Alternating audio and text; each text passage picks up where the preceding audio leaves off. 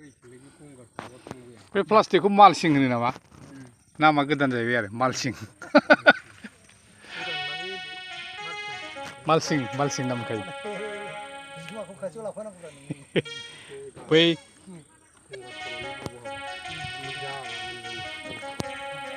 ओमफ्राय मा मुलि होगोन नों बेखौ जेनेबा दा गोबोरखि हासार होदो।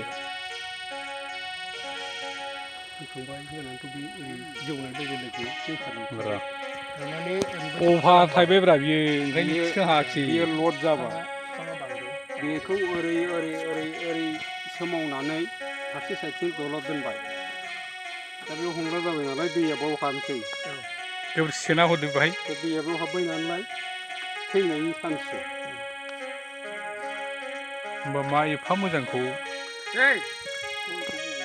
बेलाय ओरै सेर गायदो, ओरै गिदिर गायदो। हाब एसे मोजां बानलुखौ मानो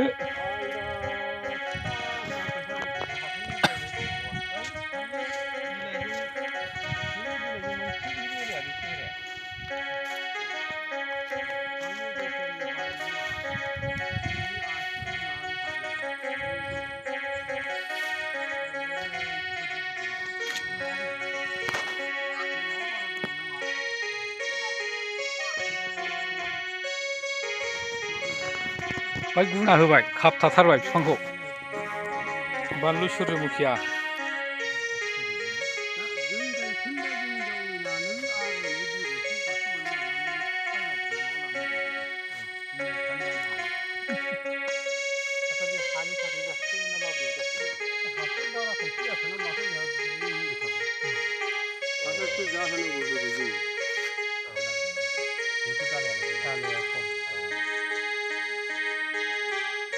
गैयाबाबो नैबे बागायनाय बायदि जाथारनांसिगौमोन बे बानलुआ। जाजोब्बायमोन बियो। बिदिनो खेबसेनो थायहांबाय नै गोरलै ना जाखांफुथारनाय।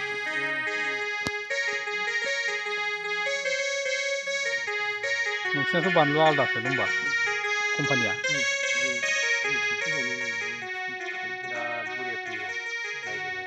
खेबस'नानै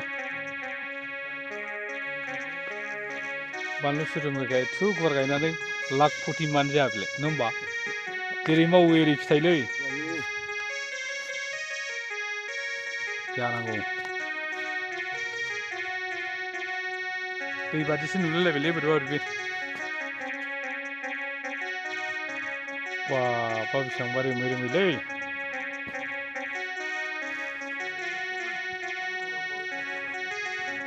बानलु बागान।